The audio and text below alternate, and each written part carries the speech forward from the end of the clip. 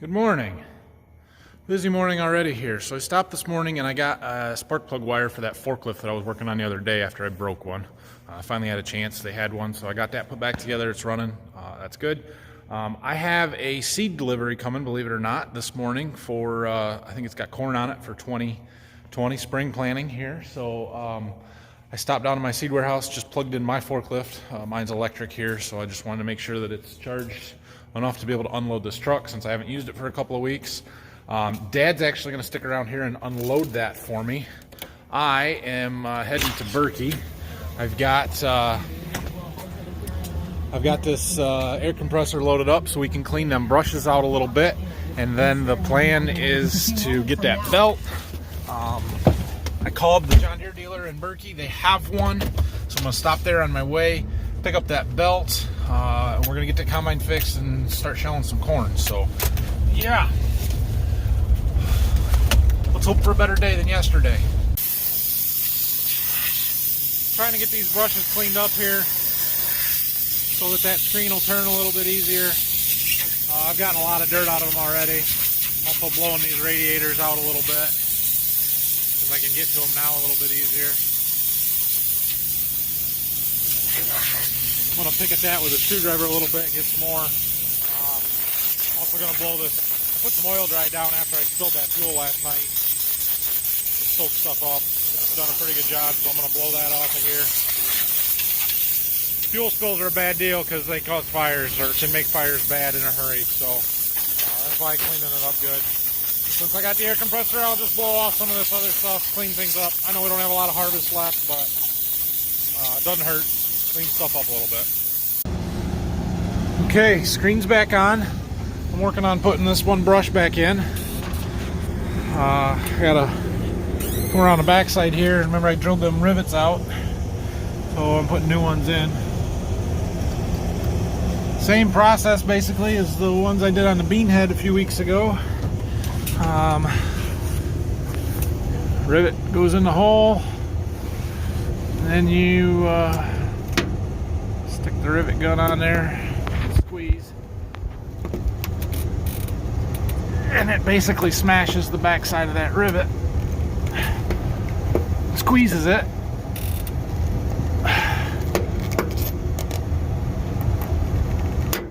until it pops off. That's why they call it a pop rivet. Alright, 3 more of them. Alright, brush is back on. I don't know how well I showed it in last night's video, but I couldn't turn this screen at all. Like, I even put a wrench on these and tried to get it to spin, and I couldn't move it at all. And now it spins nice and easy. So I think that dirt being packed in there was definitely what caused that to stop spinning, and it wore through our belt on the drive pulley back in there. So good news is it spins freely now. I'm probably still going to give it some more attention this winter. Maybe replace them brushes, maybe even this screen. Some of that groove where the brushes ride there was getting a little beat up and cracked in a couple of spots. So but we should be good to finish harvest here. So I did get a new belt. It's down there. I had it at the close dealership here, so I'm gonna get that installed, and then the combine, it's good to go again for now. Well, the screen's turning like it's supposed to. That one that we fixed before is turning, because you can see the air blowing out of there. That hole in the side is where the air comes out from that vacuum blower. And you can see everything blowing out of there. So I'm gonna call it fixed again. That doesn't mean it won't break again today, but I'm gonna call it fixed at the moment. Everything seems to be working like it's supposed to.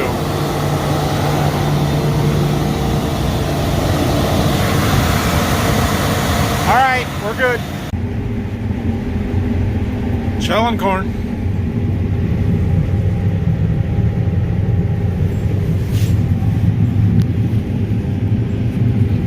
I might have forgot to wash that window.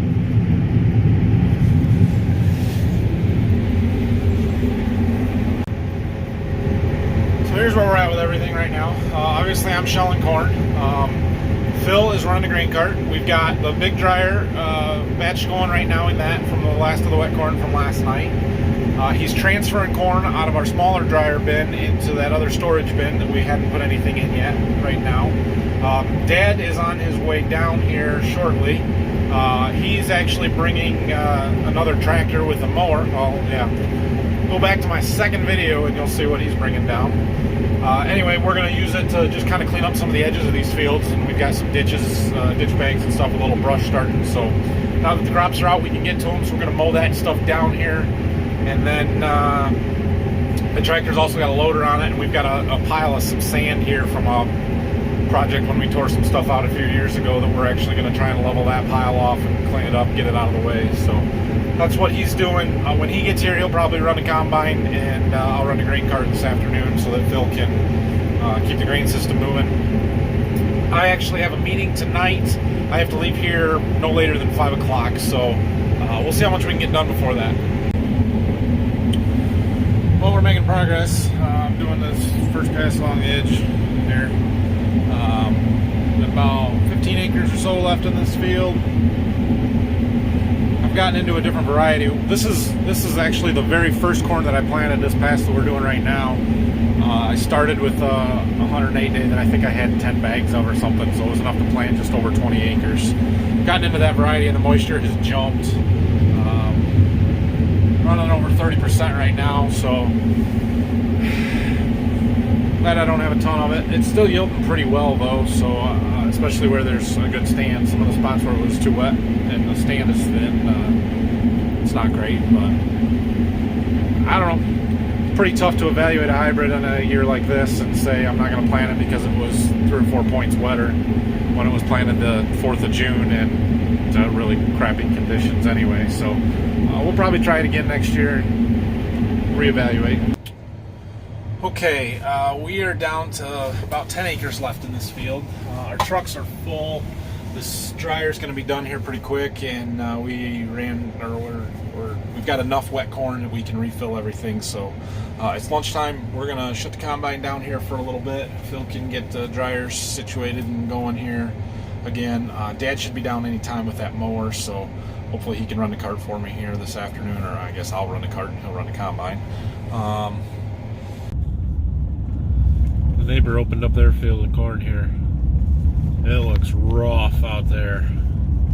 We weren't the only ones that had bad planting conditions. Alright, we're back from lunch.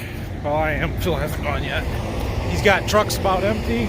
Both dryers are restarted and running again. So Dad's gonna go shell. I'm gonna jump in the grain cart here. Phil can go eat lunch as soon as he's done. We'll finish this 10 acres and then we'll see how much more we can get done today.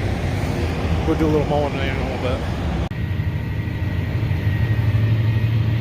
Good thing I got this nice camera so I can see I'm not dumping it out the back of the cart. And how full it is. Nothing like flying through the field at 15, 13 miles an hour just trying to get back to the combine before he gets full. I think this is our last pass here, so we're about done. Alright, we're done with this field. We both did the drive around as fast as you can thing to get the mud out or off of the tires and between the duals, although there's still some in there, but it's better. Hopefully it doesn't all come flying out going down the road. So we'll see what the plan is here, if we want to go to the next field yet or not.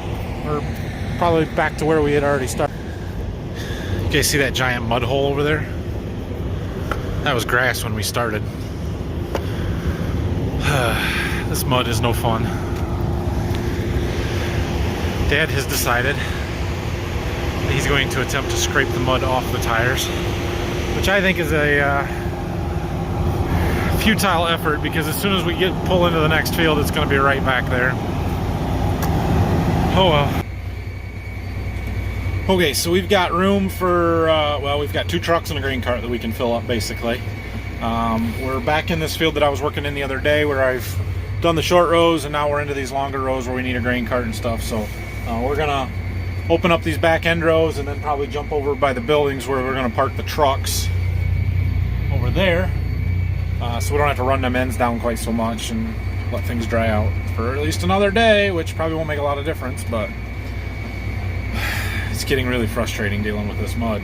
You remember when we did them beans like a week and a half ago down here and everything was great, like it wasn't muddy at all?